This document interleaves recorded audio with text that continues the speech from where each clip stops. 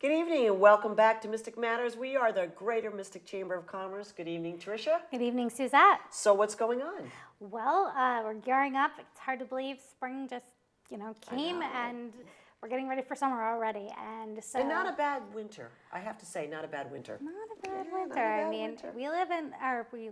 I live at work. Yes, you do. We are in a little bit of a drafty space, but it's actually been not so bad this year. We've been very fortunate. So we are in the process of looking for summer interns. We take high school students as well as college interns, which we will work with your school for college credit. If you're interested, just visit us at mysticchamber.org. You'll find some information on that. We would not be able to get by in the summer months, as you know, without our interns. Yes. With our major event, Mystic Outdoor Art Festival, that Coming up, yep. has over 100 volunteers. So if that's something you're interested in participating in, please let us know. So it's like I'm losing my breath just even thinking about all this stuff coming that's up. going on. And you just get through the Christmas season. I mean, we talk about this at Majestic, and we get through the Christmas season, then there's a little bit of a break, and then you go through Valentine's, and then everything starts gearing up, all the meetings and things like that for the summertime. It's all the planning. Yeah, it's all the planning, but it's what we do, and we enjoy it, and we're entrenched in the community, and it is what it is. Yes.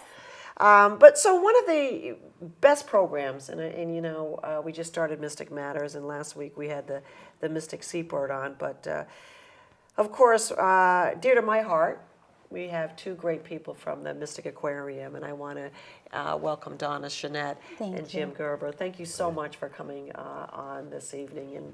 And what did you tell us what you do? I am the recruitment and the volunteer manager here at the Mystic Aquarium. Wow, that sounds like a big job, Donna. It really does. And Jim, what do you do?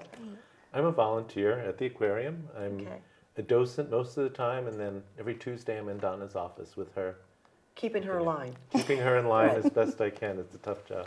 And Susette, what do you do? What do I do? Well, that's a very interesting question. So I just want to say that the Mystic Aquarium is we're in our 43rd year, I think, this year. And I've been on the Board of Trustees for I don't know how long.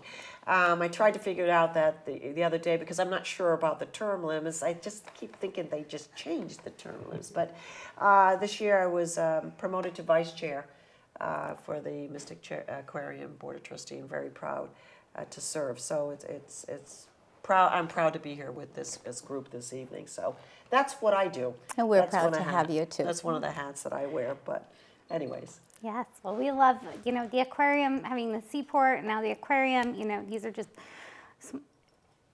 I can't even imagine what Mystic would be without these entities that we've grown up with, but also, they're just such huge attractions, and you guys have a lot of different ways for people to get involved beyond just visiting and seeing the exhibits. So how does one get involved in being a volunteer? Well, if they'd like to volunteer, many ways actually. They can go onto our website, which is www.mysticaquarium.org, and on the top, just click on Get Involved, and then the Volunteer tab comes up, and click Volunteers, and then you come in to see me for an interview.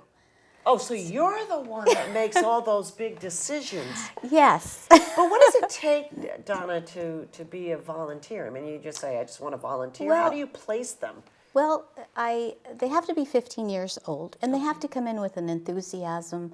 They want to carry out our mission, which is to protect our ocean planet through research, education, and conservation. So with that in mind, then we place them accordingly. Some are just young, they're 15 years old, and some are in their 70s and 80s that want to volunteer. So we kind of ask them what they're interested in, and if they have a background in marine biology or whatever, then we'll have them volunteer in that particular area. A lot of people don't have really anything specific, so we usually have them volunteer as an episodic volunteer for special events. As you know, we have many special events, Right. And we're always hosting someone or some organization. So we like to have them come in just to be volunteer for that special one event. Yeah. Now, you've been a volunteer for 11 years. What attracted you to going to the aquarium? What attracted me to the aquarium? Well, when my kids were little, we went to the aquarium all the time, of course. I think every family in southeastern Connecticut went to the aquarium when the kids were growing up. Back in the 80s, actually, I was working in a clinical pathology lab, and I went to a local veterinary meeting with my boss, who was a veterinarian. I wasn't. And was talking to a woman who worked in the lab at the aquarium, and she was saying how hard it was to get samples tested, get timely results on the samples that they were running, that they needed to run on the animals to keep them healthy, and just kind of telling me her general tale of woe. And I said, well, we're in the area, we can do all those testings for you, let me check with my boss and see if we can do it. So that was around 85 or 86, so 30 years ago.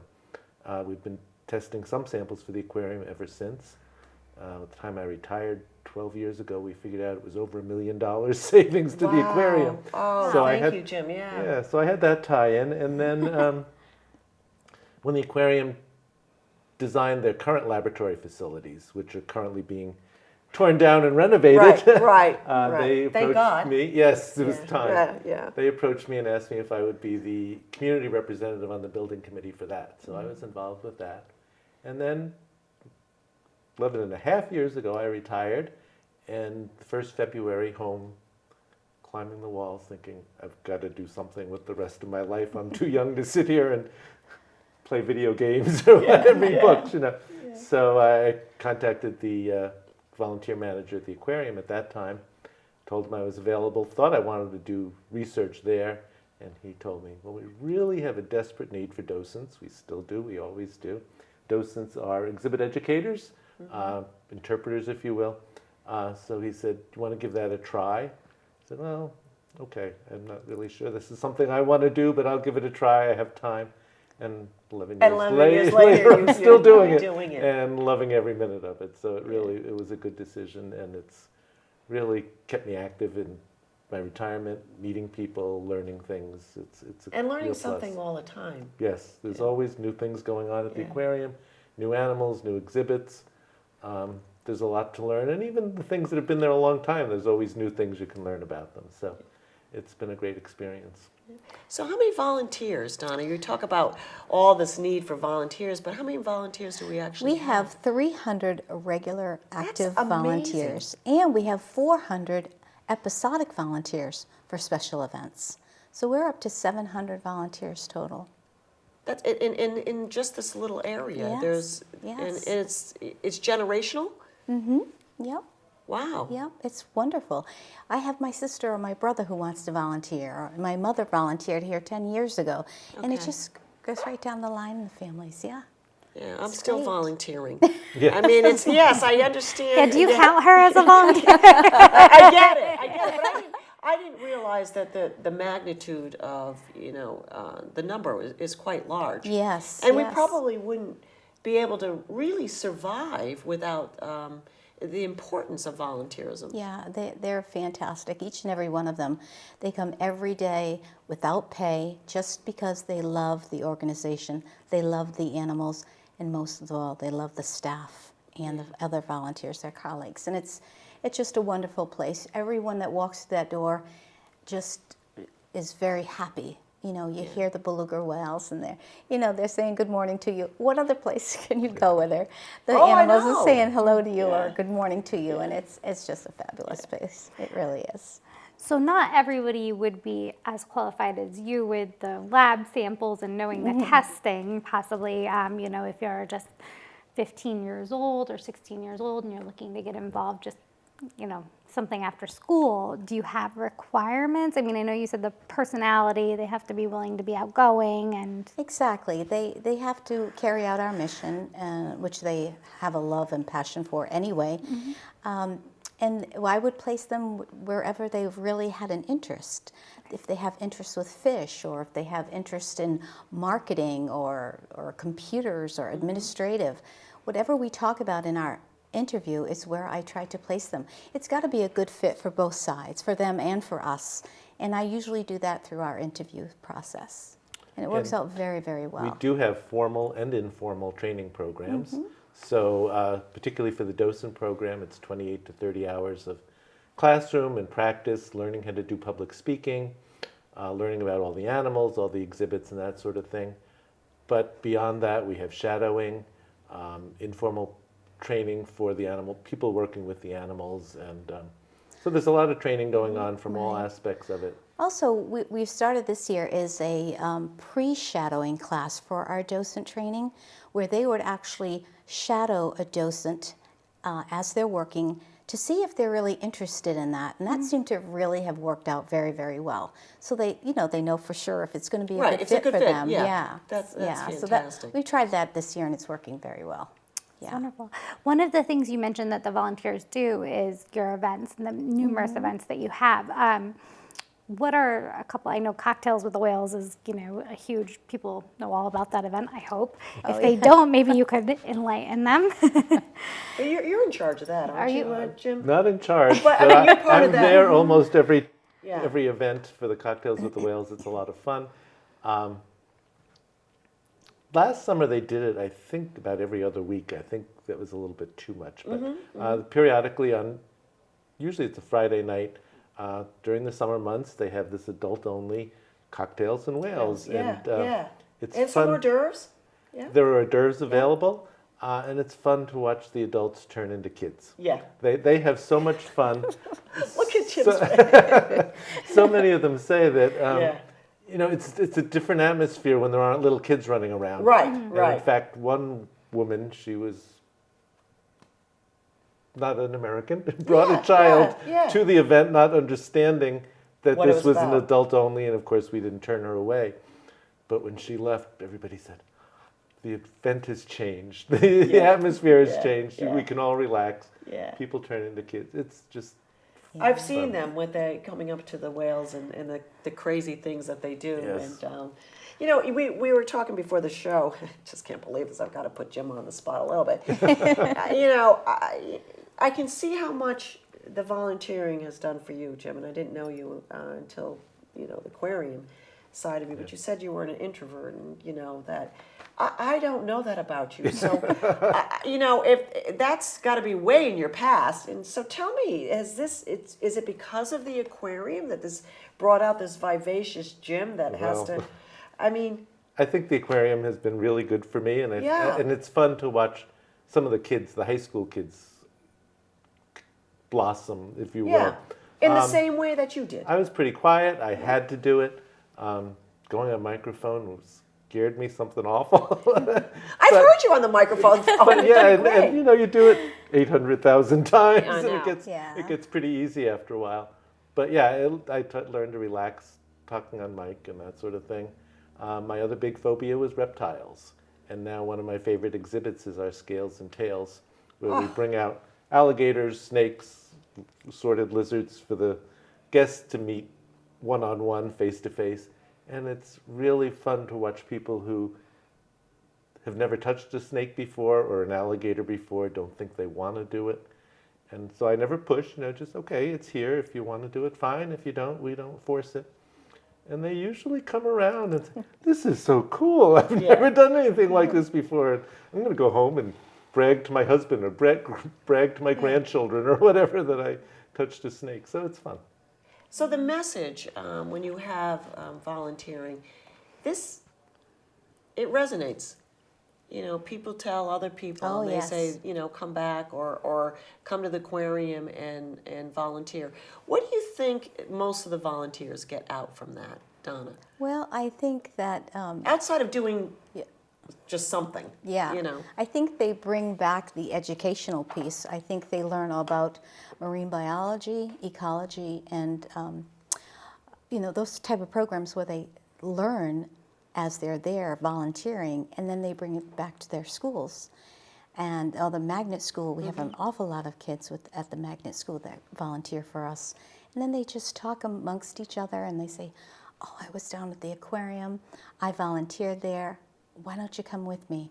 And then they bring their friends and relatives and family, and it just, and the word of mouth, I think, is the best form of advertisement. It really is. If you go there yourself and experience that, the aquarium, you can't beat it. Just can't beat it. Yeah. And when you were talking about the tie-in with the schools, I'm assuming also that you do work with college-level interns as well for various programs. So students that are possibly, going into the marine science field, but also I'm sure even just administrative type tasks that needs to be done as well. We also have an internship as well. The kids that are going to college can apply for an internship at the aquarium, and that's worked out very, very well. And that's throughout all of the departments at the aquarium. And does that prep you for a future job possibly? Oh, Yep, excellent. possibly, Okay. yes. Yep. That's great to know. Who is your oldest volunteer? I think maybe she is I mean, 80 oldest there, or well, both. Yeah, both. she's about 83, Jim? 81, I think. She's almost 82. Okay, 80s. Low She's a retired school teacher. Yes. And she's been volunteering how long? Oh, she's been 12 years maybe? No, less my than I gosh. have, maybe 7 or 8. Oh, that's all? Yeah. 7 or 8 years. And how about this it's the stranding program too? I mean, do you have volunteers for that We do. too? It's Animal Rescue Clinic. Okay. That's in-house. What's the process that they would have to go through? They would go through the same process in terms of filling out an application online. And I would see where their interests lie. And if they really are concerned in wanting to do that, we would send them to the department to have them interview them as well. We have a training coming up March 26th for a in-house stranding volunteer. Okay, so how it works is if you have a particular interest, you'll go to that particular department, Yes. and then they'll do their training wherever. Exactly. You'll go through the orientation with myself and the interview with me as well, but then you'll also go through a departmental training or orientation, because every department is different. So it's specialized. So and nobody knows their department, until they talk to them and let them know exactly what to expect. Yeah. So over the past even 20 years, say there's been huge changes at the aquarium. A lot of ones that people have noticed, and then maybe some that people aren't aware of. And all of you having been involved, what do you see as like the biggest change that the aquarium has made that's been made a change on people, that the guests or anything? I think they've increased the focus on being the hands-on aquarium. So we have a lot more touch exhibits, ways people can interact with the animals. And I think somehow just touching a shark makes you more aware of sharks in general and bonding with them and being more concerned about them and their environment. So we have raised touches, shark touches. We have programs where you can go in with penguins, beluga whales, those are extra charge. But we have crabs and other little sea creatures, and scales and tails with snakes, reptiles, alligators. So I think people bond with animals that they've touched and seen up close and personal. Definitely, I would agree with you, because I did touch the stingray and I was surprised at how it felt. And but what would you say, Donna? Excuse me? What would you say has been one of the changes in your time at the aquarium that? Well, I would also say the same as Jim. We have the encounter programs also. We have the penguin encounter. We have the beluga encounter. And that is just an experience out of this world. And you go actually in the water and you are with the beluga whale and you pat their tongue and they're, just touch them and they, look at you and you give them commands, and yeah, it's great. It's great. You're with the trainers there. When they come up to you, I mean, how many pounds do these Yeah. belugas weigh? Weigh, and they're like, okay. The trainer says, okay. Now they're going to come up to you, and you got to put your hand inside there. And you're like, oh, teeth. Those are teeth, right? Yes. Put your hand in there, Susette. And you're like, Yeah, sure. You just pat their tongue.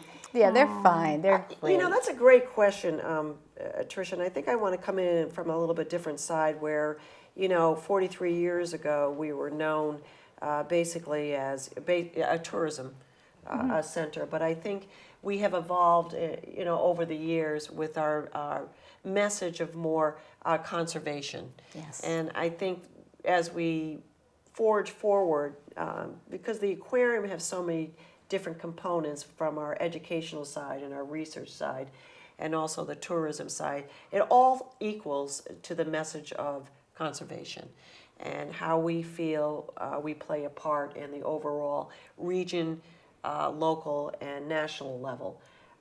Because I think every message starts locally. and for anything, whether Right. it's the Chamber of Commerce or our wonderful institutions on Exit 90. So the demographics have changed a little bit too in the aquarium, where we're holding our own at about 750,000 gate. But when you look at some other institutions that are coming up, there's a lot of them are having a hard time. So we're very, very lucky that we're holding that gate, but we're also looking forward to some different demographics. Of course, we've got a bigger population on the Chinese and the Latinos, and saying to people out there, well, people have migrated in, and there's just a different demographic out there of people that are moving to our state, or even in the states of Rhode Island and Massachusetts. So one thing of being being on the Board of Trustees is that we're always listening to our docents and our head of volunteers and our management staff, where they say, look, this is what we see every day. Yep. So this is the concentration that we need for all of you to look at. So the proudest time at the aquarium is when we get together with the Board of Trustees and get all that information from our volunteers and put it in a strategic plan to go forward. And we're trying to build the research center, and we still have a little bit ways to go. For most people that don't know the behind the scenes, we are in trailers.